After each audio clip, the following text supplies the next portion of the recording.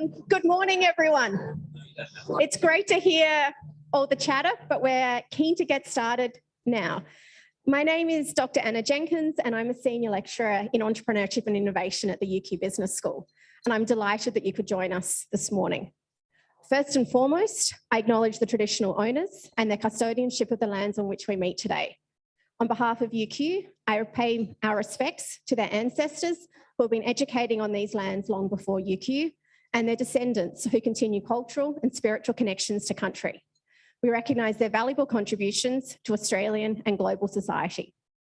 Thank you for joining us this morning at UQ Brisbane City and online for our hybrid event, Business Anthropology, Rethinking Risk and Financial Markets. We are thrilled to have Dr. Gillian Tett joining us to talk about her latest book, Anthro Vision, followed by a panel discussion before opening up to audience Q&A. Now, I loved Anthro Vision for many reasons. One of them is the legitimacy it brings to using ethnographic methods for uncovering blind spots and new insights that can easily be missed. I teach entrepreneurship, and creeping into the entrepreneurship curriculum is the use of ethnographic methods for identifying novel and valuable business opportunities. When teaching this approach, I encourage my students to not be like pollsters leading up to election day and asking their potential customers if they'd buy their product, but instead to act like investigative journalists trying to uncover the novel and insights they get by encouraging them to listen to and observe potential customers.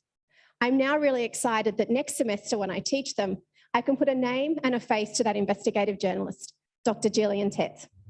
Gillian is an award-winning financial journalist, author, and chair of the editorial board and US editor-at-large at the Financial Times.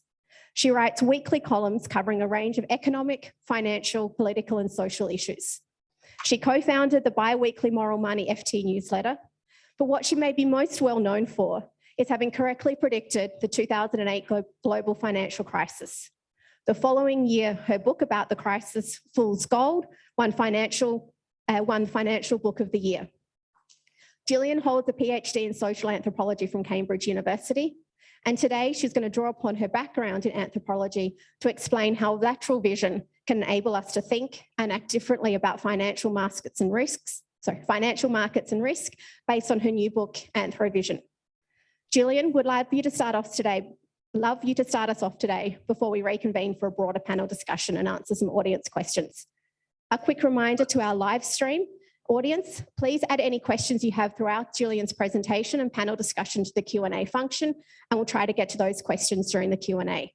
And if you would like to post on social media, please make sure you tag UQ Business School. It's now my pleasure to hand over to you, Gillian. Well, thank you very much indeed. And I'm very sorry indeed I can't be in Queensland. Never been to Queensland. I grew up partly in Perth, but never made it to Queensland. I very much hope to get there one day.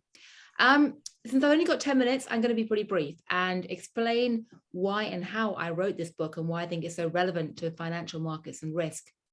And in many ways, the origins of this book occurred back in 2005 in the spring, when I had just been appointed as capital markets editor at the FT, overseeing the capital markets, and decided to take myself off to an event called the European Securitization Forum, which was looking at newfangled innovations, or then newfangled innovations, like collateralized debt obligations and credit default swaps and things, which was taking place down on the Mediterranean in Nice.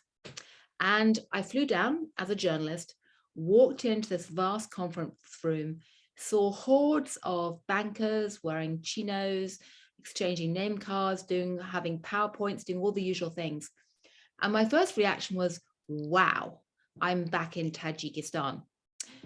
Now, that might sound really weird, but before I became a journalist working at the Financial Times, where I've now been for a quarter of a century, makes me officially old, as my daughters keep telling me, I was actually trained as a cultural anthropologist and spent a year and a half of my life in the Hindu Kush on the borders of Afghanistan, working as an anthropologist, doing what's very classic anthropology or ethnography, living in a village up in the high mountains as a Tajik girl, wearing Tajik clothes, speaking Tajik, living with a family, and trying to observe everyday life with a worm's eye view.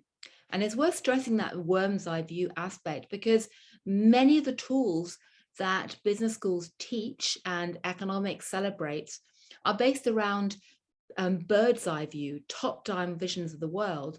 But one of the things that defines anthropology is having that worm's eye view, actually getting your feet dirty, getting yourself into situations of trying to study with an open mind and an open lens that tries to look at a whole range of different aspects, not just what you think is important at the beginning, to try and really understand in a holistic way what's happening on the ground, to try and think yourself into the mind of other people, even if those people seem different from you, or rather, especially if those people seem a bit alien or strange or exotic.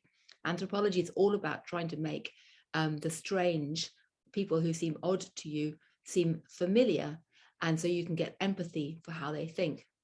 So I spent actually a year and a half of my life up in the Tajik mountains using this ethnographic approach to looking at Tajik wedding rituals and looking at how they use those wedding rituals to navigate the clash between Islam or communism that I thought existed at the time. I won't go into the details about that particular experience. It was very humbling because I realized that most of my prejudices and preconceptions that I got into Tajikistan were wrong. And that experience of doing ethnography as an anthropologist and realizing that your preset ideas and questions might not be appropriate when you actually start looking at people with open minds and open eyes, is something that's very familiar to anthropologists who've used ethnography in the world of consumer marketing, or many other business fields.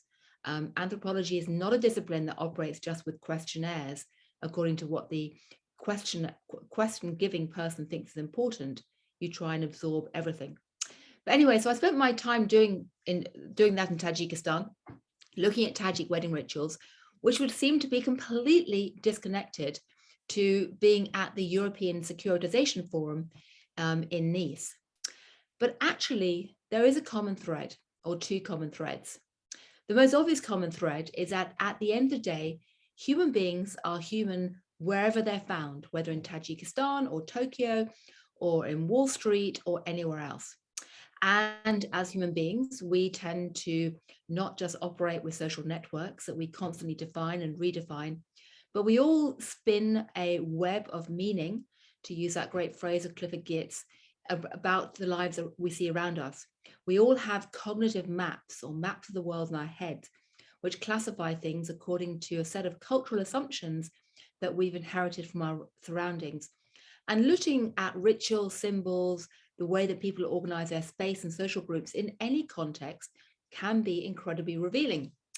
And the reason I walked into the conference hall in Nice in 2005 and thought, yikes, I'm back in Tajikistan, is because in many ways, an investment banking conference is very similar in what it does to a Tajik wedding ritual. Just as Tajik wedding rituals and gigantic Tajik weddings are essentially ceremonies that use rituals and symbols to reflect a shared worldview and essentially embed it in a way that becomes so natural that people take for granted. And just as Tajik wedding rituals create social networks through exchanges and allow people to define themselves by those social networks, investment banking conferences pull people together to essentially engage in rituals that create a shared worldview, not Tajik wedding dances, but PowerPoints and golfing trips and all those discussions around the bar. And they define social groups. And what I noticed when I looked around in the French Hall in 2005 was that you really had a number of very distinctive traits in relation to this particular financial tribe, and I use it very loosely, which turned out to be incredibly important in terms of seeing the risks that were developing in finance at the time. The ceremonies and rituals showed me that this was a group of financiers who were slightly set apart from others. They had a very strong sense of their own identity, very strong network with each other, because they spoke a language that no one else understood. It wasn't Tajik, it was basically banker speak, or the acronyms like CDOs and CDS. They had a creation mythology, which every social group has a creation mythology. And in this case, it was all around the cult of liquefaction, The idea that if only they could get enough innovation in place, they would have perfectly free, liquid markets where anything could be traded and priced appropriately to create essentially a sort of self-healing, self-correcting financial system. Turned out, of course, to be total bollocks, to use a non-technical term, because their creation mythology was riddled with contradictions. In particular, they were worshipping at the altar of liquefaction, perfectly liquid-free markets, and had mark-to-market accounting systems based on that idea. But the products they were creating were so complex, they weren't actually traded. But no one could see those contradictions because it was such a tribe set apart, speaking a language that no one else understood. They're a bit like the priests in medieval Europe, where they spoke Latin and the congregation didn't. And so there was very little outside challenge. And they also, in their vision, had this idea that they were doing this innovation to serve humans, but actually there were no faces anywhere in their PowerPoints. It was all Greek letters and algorithms. And you might just say, well, that's kind of normal, inevitable, bunch of financiers. But as anthropologists will say, what seems to be normal and inevitable and taken for granted is very revealing. And in this case, it showed that actually there was a real lack of understanding of the end humans in the financial chain. They were essentially creating these models with very little sense of what was actually happening on the ground.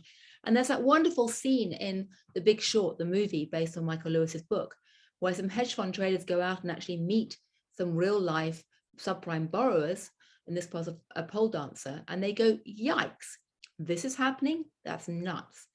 And the thing that's surprising was not that they were surprised, it was that so few financiers were actually doing that, getting out, getting their feet dirty, getting a worm's eye view of what was happening. Or to put it another way, getting out and realizing that all these financial models that they'd created of how markets worked were great in one respect, but they were limited because they were bounded. They excluded a lot of stuff like cultural context. And essentially, if you rely on a bounded financial model or a bounded economic model or a balance sheet that just measures, say, profit and loss, or a big data set that just collects what you want to see, essentially, you're falling into tunnel vision.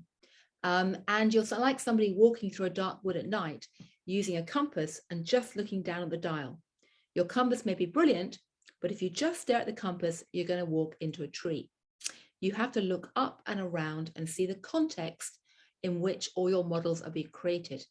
And that was what was missing in 2005. Now, I came out of that conference and went, yikes, and subsequently did a lot of digging, a lot of reporting. And it was one of the key things that enabled me at the FT with a team to cover the big problems brewing in finance before 2008.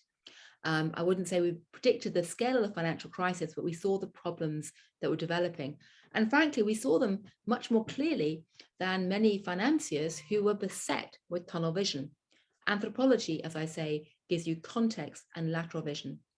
Or to put it another way, what anthropology gives you is the ability to soak yourself in the lives and minds of someone who seem a bit different, as I said before, to make the strange familiar. And that doesn't just teach you about others, strangers, it also enables you to see yourself more clearly too, to make the familiar look strange, because you look at it with a stranger's mindset, fresh eyes. And that matters because there's a wonderful Chinese proverb that a fish can't see water. None of us can see the cultural assumptions that shape us and all of the blind spots, all the stuff that's hidden in plain sight that can make bright people really, really stupid. None of us can see that unless we do that anthropology journey of jumping out of our water, our environment briefly, and then looking back at ourselves. So that tool set helped me see the financial crisis before 2008. I've subsequently gone on to use that same mindset in a number of fields, looking at the tech sector, which in many ways is as prone to tunnel vision as finance. I use that mindset to look at politics. It helped me to see the rise of Donald Trump. I've used it to try and see and make sense of the rise of the ESG movement and sustainability. And I've also used it to write about people who've applied these concepts in the world of consumer goods, consumer marketing, and business strategy. There are many, many areas of life where this three-part anthropological journey, making the strange familiar, getting empathy for others, trying to flip the lens back on yourself and make the familiar seem strange, and then look at what's hidden in plain sight. There are many areas where it can be incredibly useful. So I'll stop there and simply say that anyone who thinks that anthropology is just like, Indiana Jones for academics, it's just a bunch of people going off to the Amazon jungle to look at tribes or groups that seem exotic, is mistaken. Everyone looks exotic to someone else, and we can use that same toolkit that I use in Tajikistan to understand almost all aspects of modern life.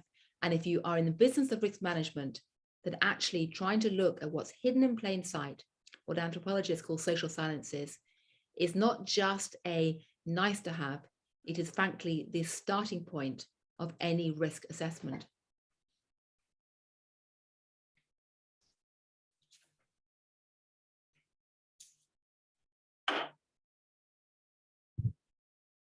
So thank you, Gillian, for really illuminating the power of bringing an anthropological tool set to understanding risk. I'm now delighted to continue our discussion on Anthro Vision by inviting our expert panelists to join the stage. We've got Dan Dredge. Dan is the Chief Operating Officer at Heritage Bank. He's an experienced financial services executive with a background in strategy development and execution and the delivery of transformational programs of work. His core skills lie in improving the performance of teams and business units that aren't delivering the outcomes that are expected. Dan is constantly experimenting with new ways of doing things and finding solutions to problems others have been unable to solve, believing it takes the right people and the right focus to do so. We've got Mark Steger. Mark is a UQ MBA alumni with more than 15 years experience delivering risk and transformation services in complex organisations across Australia, the UK, the US and China. Now, as the Director of Enterprise Risk at PwC, Mark is the driver and architect for the company's global risk transformation integrated solution. He brings a unique global perspective on risk and governance and is passionate about unlocking the potential of risk management to deliver competitive advantage. We have Paula Jazwikowski. Paula is Professor in Strategic Management. She recently joined UQ Business School from Baines Business School in the UK. She's a world-leading expert in doing ethnographic research in the field of strategic management, and she's currently applying her expertise to understanding the changing nature of terrorism risk and how we can remain financially resilient to risks such as civil unrest, cyber attack, explosive threats, or lone tacker events. Also, how we can reconfigure the insurance market around sharing the risk of climate change, and how innovations in disaster risk financing can be used to support climate adaptation and response. Joining us online today is Dr. Chris Wallace. Chris is the Chief Executive of Australian Reinsurance Pool Corporation, a public financial corporation that administers Australia's terrorism reinsurance scheme for commercial property and business interruption losses arising from terrorism. Chris is also a member of the OECD High-Level Advisory Board of the Financial Management Catastrophes. He holds a PhD in economics, specialising in general insurance and pricing and strategy. Welcome, panellists. To kick us off, do we still have Gillian pinned, guys? Absolutely. Yep, I'm here. Brilliant. Fantastic. Yeah, I'm very much here. I'm trying to hear what this amazing panel is going to say. Yes, me too, given the area and the blind spots I think we all have around risk and insurance. But Gillian, I thought we'd kick off. First question to you is, what do you think is the most pressing issue in financial markets to which you think an anthropological ethnographic lens could help understand? Gosh, where do I even start? There's many areas right now. I think that one area where anthropology can make a lot of useful contribution is trying to understand cyber risk and also cryptocurrencies and the whole rise of digital finance, because that's an area where, a lot of the classic economic models don't tell you what you need to know. The only way to make sense of cryptocurrencies is to realize you need to understand cryptography, behavioral finance, game theory, and economics all at once. I think trying to look at attitudes towards debt is another area where anthropologists have quite a lot to offer, because debt problems are mounting quite dramatically at the moment. And then climate change, classic area of trying to look at the issue of the externalities. And climate change is really interesting because, environment, the externalities were completely off the radar screen of many financial modelers, economists, 15, 20 years ago. They were seen as literal externalities to anything that was being modeled or, tracked by most mainstream economists anyway. And of course, we've now woken up and realized why it pays to look at externalities and why it pays to look beyond the models. Brilliant. I think this kind of leads into sort of asking you panelists a very similar question in your respective industries in terms of what do you guys see as the biggest blind spots, sort of why are they a blind spot? And also what are you doing sort of to help overcome that? Maybe if I start with you, Dan.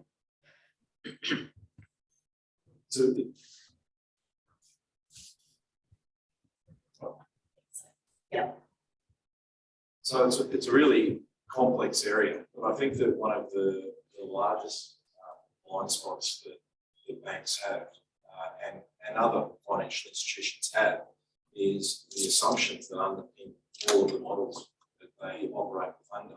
So any sort of bank, be it a retail bank like mine or an investment bank, operates largely based on things like checklists, financial models, and some of those are even mandated by our regulators. But the assumptions that underpin those are where the blind spots really tend to emerge. And I think that where, I suppose, more detailed observations and indeed challenging of the assumptions is critical to removing those blind spots.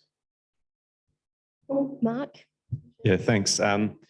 Look, I think like Gillian, there's probably too many to list, and that's a good thing for me because otherwise I wouldn't have a job really. But I think probably one of the main areas that we see a lot of blind spots, not just in finance, but across all sort of large corporates, is really around this notion of supply chain as an ecosystem. So we've seen a lot of focus in recent years about companies trying to screw down their suppliers, get the best deal and make sure that they can actually deliver value for their shareholders without really thinking through what that broader ecosystem might look like. And when you have a challenge like COVID, obviously you start to think about what are the second and third order risks to your supply and value chain, and what does it mean if your suppliers are no longer financially viable? What does it mean if your distribution channel partners are no longer financially viable? And really starting to look at that supply chain risk through the lens of that second and third order supply chain is really something that a lot of our clients are struggling with. And I think that's a broader representation of the fact that people are quite good generally at dealing with the very well-defined operational type risks that they have a lot of control over themselves and they can get their arms around and have a very clear view about how you control them. But when it starts to get beyond that locus of control and out into the broader ecosystem, the broader external strategy, even though those are the things that will destroy a company's value quicker than anything else, they seem to be the ones that organisations are really struggling with. And even if they acknowledge them, they don't really know how to manage them. Cool. Another kind of blind spot. Chris, we've touched a little bit around insurance risk. Do you want to talk a bit further around sort of that area in your role? Thank you. And good morning to everyone at UQ and hello to everyone online. I'd like to touch just briefly on two potential blind spots for the insurance industry. The insurance industry has operated for hundreds and hundreds of years, really on the basis of the losses of the few being paid for by the many. In other words, community rating or risk pooling. But over the last decade or 2 decades, there has been a real pursuit of pricing excellence in the insurance industry. A real hugely technical focused attempt to price every individual person. The end pursuit of that goal really is that your premium rate will ultimately reflect your pure risk rate. And from a pure economic perspective, I would argue that it's economically irrational to buy insurance if you're paying your pure risk rate. Now that's an extreme example. However, there is a current tension in the global industry around the difference between risk rating and what might be described as community rating. And as a consequence, all over the world, hundreds of risk pools have popped up in different jurisdictions, addressing different types of risks to really try to address this problem in the pursuit of risk rating. I think it is a blind spot because it sort of reflects some of the themes in Gillian's book around industry cultural insularity and the pursuit of technical excellence, but perhaps the pursuit of profits or the pursuit of trying to get the last possible dollar right in the transaction, but forgetting the externalities, all of good stuff that comes from insurance that benefits society more broadly. The other thing I just wanted to touch on very quickly was around, and I think this issue affects not just insurance, but many industries. And I think some products are quite old.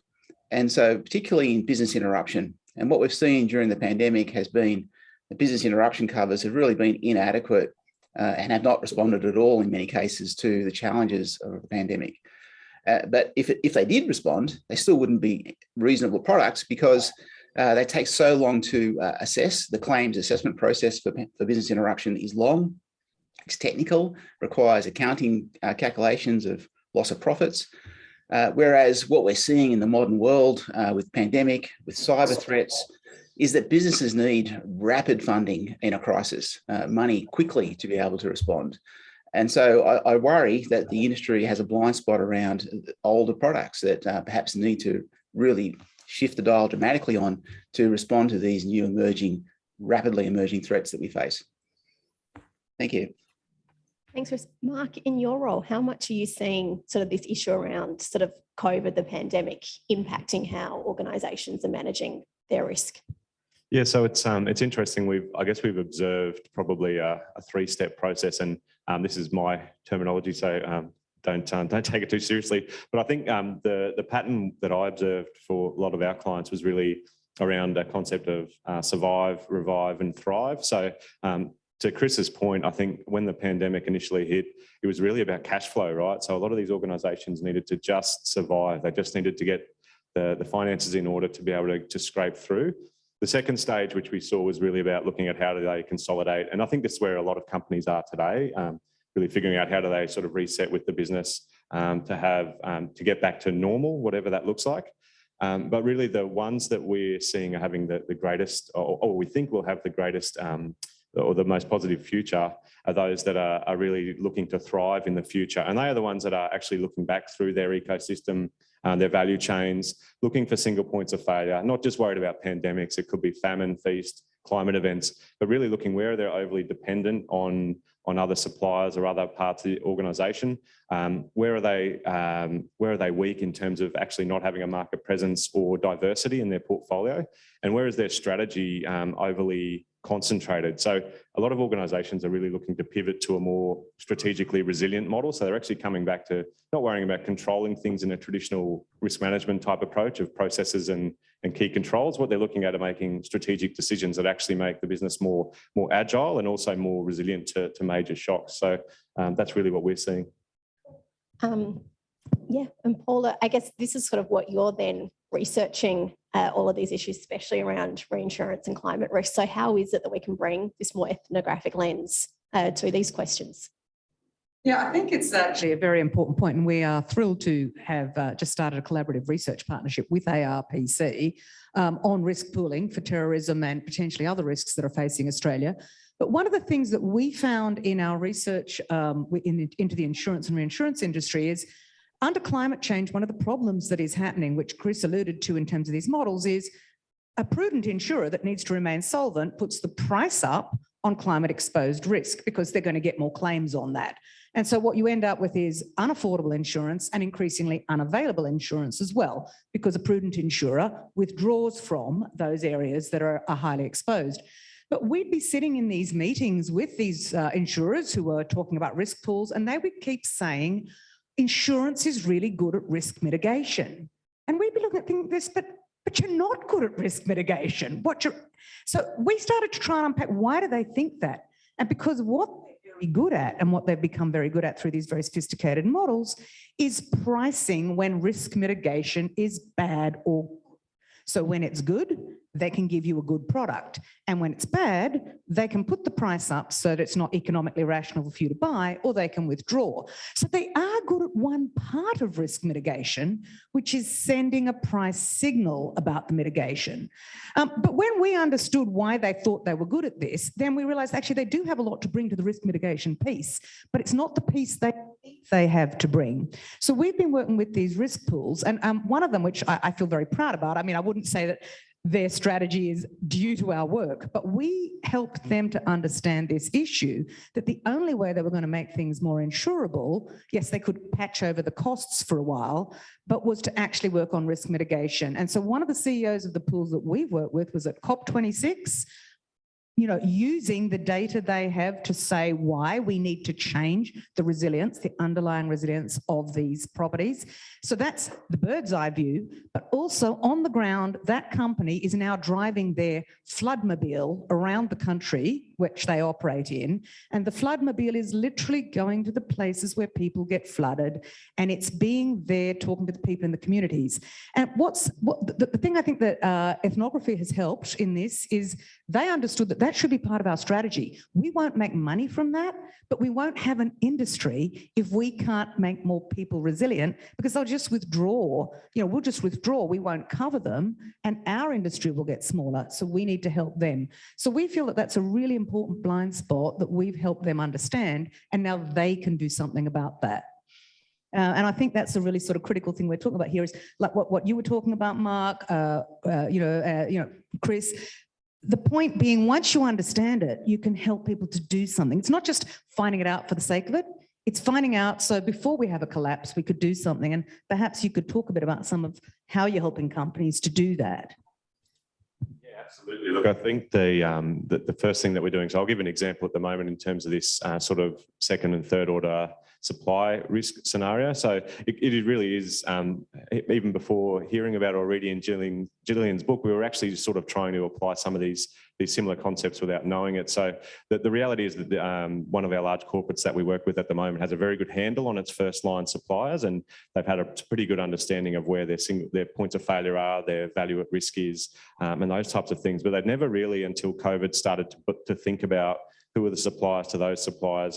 Are there any greater concentrations? Where are their suppliers under financial stress? And so what they've asked us to do, and how we're helping them, is actually to go out and start to talk to those second and third order suppliers to find out what exactly are the challenges that they're facing, what sort of financial constraints are they under, so that we can actually help feed into the strategy of this organisation to actually start to draw out a longer term strategy, rather than let's just be ready for Christmas this year, but let's think about how we can make a supply chain that can support us for the next 3 to 5 years and ensure that the ecosystem is also surviving in an ethical sort of way. So it's a real sort of change in the mindset from where companies in the past, companies like Ford Motor Company, for example, were actually incentivized on making sure that they drove a number of suppliers out of business every year to demonstrate to their shareholders that they were actually doing the best thing for them.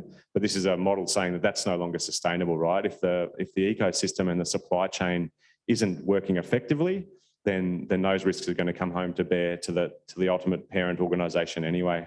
I think one question that I have for you, Chris, in terms of what you mentioned there is, have you seen a big trend? I mean, understanding this sort of risk-based premiums, have you seen a big trend towards self-insurance? It's something that we're starting to hear a lot more about here in Brisbane, where organisations, particularly large ones, because pricing is getting so accurate about you basically pay for your risk. Is this something that you see a lot more of happening, and how as an industry do you protect yourself against that? Yes, there is a growth in self-insurance, and in particular, you see it through what's described as industry mutuals or discretionary mutual funds, which are self-insurance schemes for groups of businesses in particular sectors. In fact, the university sector has a very large discretionary mutual fund, which is a self-insurance scheme for those very reasons. I think that again, coming back to the fundamental principles of insurance, the industry needs to work out how can it integrate in an easy way some element of risk pooling or some element of community rating, so that the whole of society and the whole of the customer base can benefit from that. You see this work to some extent in health insurance, where people are comfortable with the idea that younger policyholders might be cross-subsidising older policyholders, but there are regulatory constraints which force that to happen. So, look, I think that from a pure commercial insurance perspective, certainly the growth in industry mutualisation and is certainly chipping away at the value proposition for insurance, and is something that can be addressed. I think the insurance industry is an industry that's been around for a long time. It has many innovative participants, and I think there's huge opportunities to modernise the products and to price them in ways that not only help individuals but society. Just requires that slightly broader mindset that Gillian's encouraging us to take on. So the mutual industry is one that I'm very familiar with, given that my organisation is a mutual, and we exist really to respond to market failures of that kind. And I think that as we become more and more rational, particularly the for-profit businesses focus very much on their models, these market failures will continue to exist. And the alternate business models that resolve these problems will start to move forward. Now, if you look at in the financial services industry in Australia, a large number of those players began as mutuals, and over time, they will emerge and evolve into more broad-based financial services businesses, but their root is very much in solving that initial market failure that wasn't able to be solved by the businesses in the market at that point in time.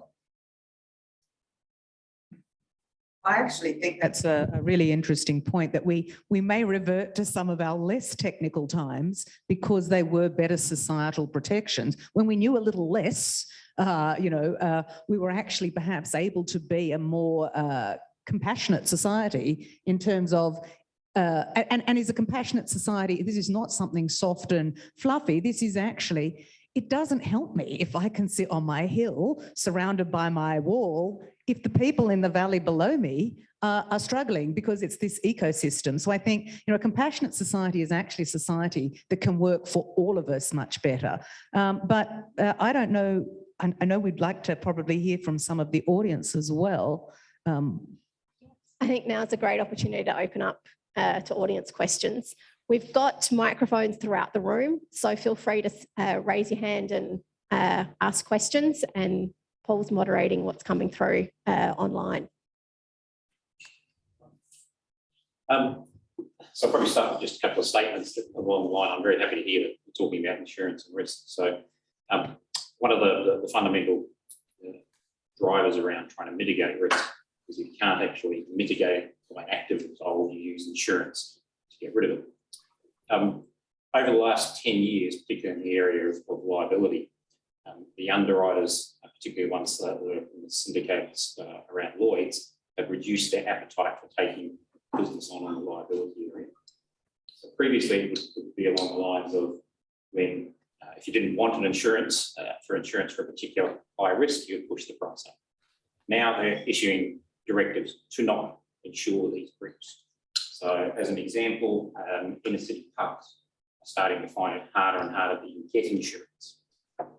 What do you think the impact across the market is going to be of that reduction in appetite for insurance to actually be there? And how should it change? I think I should hand that one to Chris. No, seriously, though, honestly, when Australians can't go to the pub because the pub can't stay open because Dan's bank won't lend to them because they're not insured, Australians will start marching and we'll have some activism on this problem. But in the meantime, I actually do think it's a serious and hidden problem. And I mean, perhaps, Dan, you want to speak to the issues of lending in an uninsurable environment?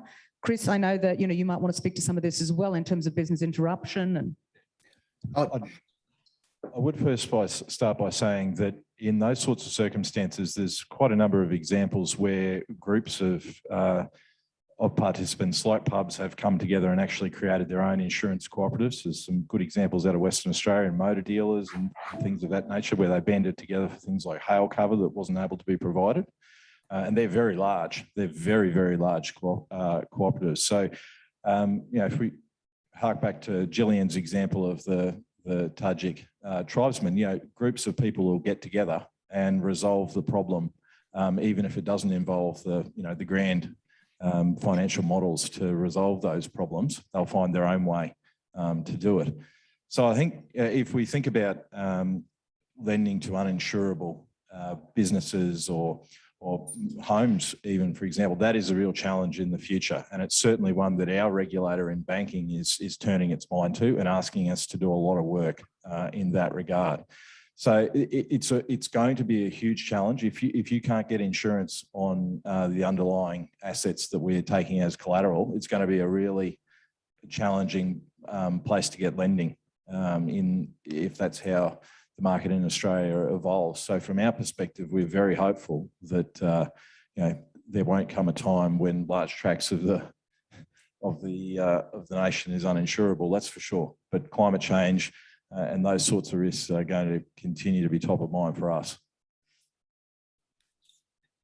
Hi, I have a question for Gillian, and I'd just be interested in understanding from the Anthro Vision lens, how can we ensure that risk management doesn't become the enemy of innovation?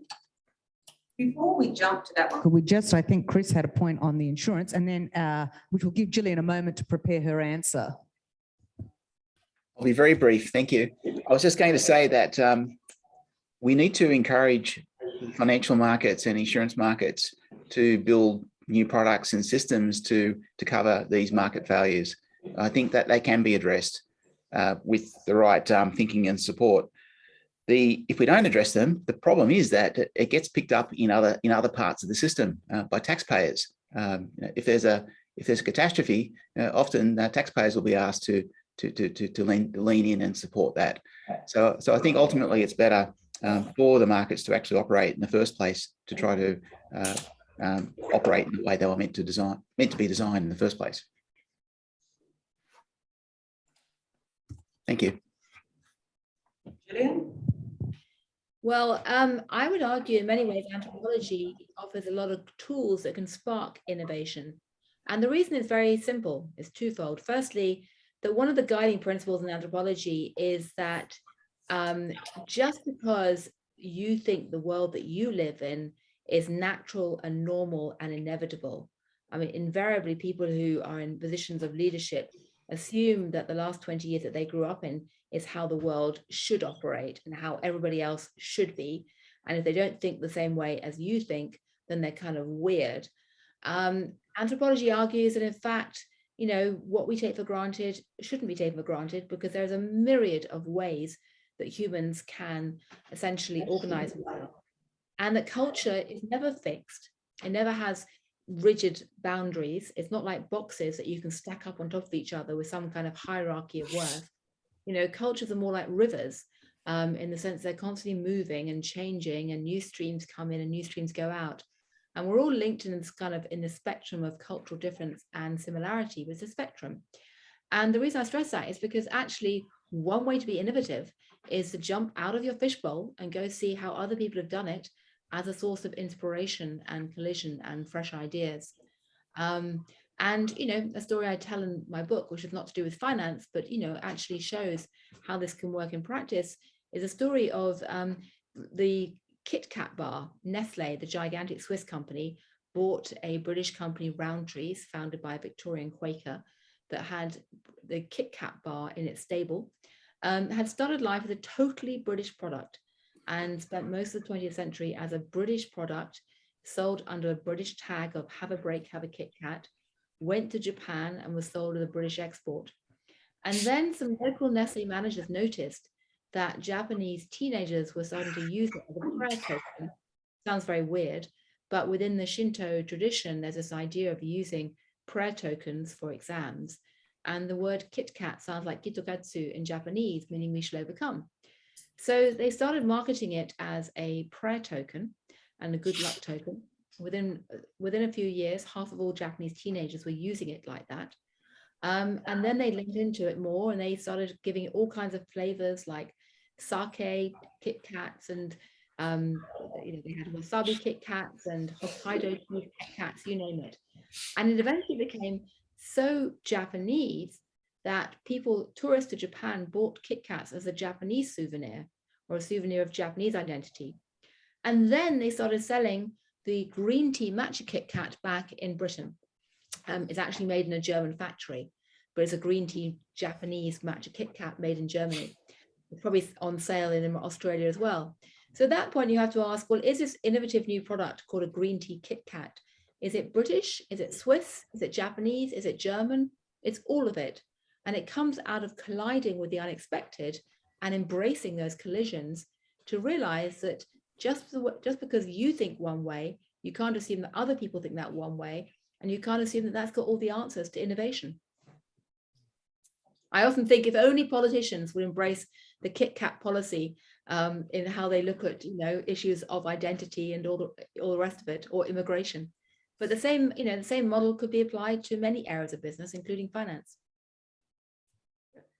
I think you've got an online question. Thank you. I've got a question here from Katie, which is on the topic of sustainability. I would love to hear more about the role of anthropology in better addressing business sustainability and a climate changed future. Well, thank you. And I'd love to pick up to some of the discussion earlier on the insurance side about climate change risks, because, one of the things that anthropology does is give you lateral vision in a world marked by tunnel vision. It enables you to see beyond all these intellectual tools we created in the late 20th century, which were so, very useful, but bounded. And it doesn't matter if they're bounded and you ignore the context. If the context is stable, it does matter if the context is changing. And one way to make sense of the shift from from shareholder capitalism to stakeholder capitalism, which is a new kind of buzzword in a lot of sustainability, is that you are moving from tunnel vision to lateral vision. You're trying to see the implications of what you're doing. Or to put it another way, one way to look at what so much of the insurance debate is about today and the ESG debate is you're moving from scope 1 analysis of emissions, just looking at your own company and your own corporate risks, to being forced to actually think about scope 2 and 3, the entire chain of impacts that you're having. You're being forced to recognize that it's no good you having the best supply chain system in the world if it's just focused on you optimizing it for maximum efficiency. If there's a problem that every single other actor in the system does exactly the same thing and reconcentrates risks on the same place. It's about having that systematic view. And by the way, I find it fascinating that so many of the problems that cropped up with CDOs in terms of individual strategies that seemed rational for individual actors to lay off risk, when you multiply that across the entire system and everyone's doing the same thing, you actually reconcentrate risk and amplify risk because of concentration on node points. That same thing happened obviously with supply chains, but again, people couldn't see it because they weren't using lateral vision to a proper degree. So I think sustainability, ESG, is about having that wider lens. I also think, being cynical and highlighting one of the big social silences in ESG, is that although this whole movement was originally dressed up as activism to save the world, in reality, about 3 or 4 years ago, a tipping point happened where, in fact, a lot of sustainability started to be driven by companies trying to save themselves and realizing that ESG was becoming risk management. You were talking about sustainability because you were worried about suffering from portfolio losses from stranded assets, regulatory shocks, from reputational hits, losing your employees who didn't like your policies, your customers, your investors, etc. So it's really about risk management now. And that's a big social silence around ESG that no company really wants to admit to because it's dressed up as kind of activism. Some people say that's hypocritical. I think that's actually a victory for the sustainability movement because it shows that the whole zeitgeist has shifted so significantly that people don't want to buck the trend and fight against it. But either way, having that lateral vision time and again is what gives you an ability to really embrace sustainability most effectively. Brilliant. I think that's a great sort of question to end our morning discussion on. I've just got a quick sort of wrap up and thank you now. So I'd really like to conclude by thanking everyone for joining us today. Our panelists, Gillian, Dan, Mark, Chris, and Paula, and of course our audiences here and online. We really hope you've gained some valuable insights into Anthro Vision. And I'm sure today's presentation with Gillian and the panel discussion has really motivated you to want to read the book if you haven't yet. But if it hasn't, I can tell you my favourite chapter was chapter 6, Weird Westerners. Despite studying economics and loving behavioural economics, I learned why I'm about to start using a new fintech to gamify my micro investments, despite the higher management fees that would come with using this. It was about connecting my fast money with my slow money. If you want to know more, you should read chapter 6. Today's event was developed by the UQ Practice and Process Studies Research Hub, which brings together experts across the business school who really want to focus on bringing an ethnographic lens to understanding why organisations develop, emerge, or terminate over time.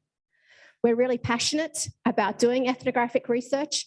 You've heard from Paula today, who's looking at it to understand insurance and risk.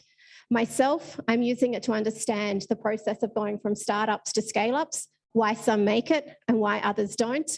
And Paul, who leads the Research Hub, is looking at to understand the coordinated efforts to the bushfires that occurred last year. If you'd like to learn more about what we do, please feel free to reach out to us. And lastly, if you've got a minute or two, we'd love some feedback on the event. So please scan the QR code that's coming up. To our panelists, presents are coming in the mail. So thank you very much for joining us this morning. And thank you very much, guys, online for being with us today. So that kind of concludes this morning.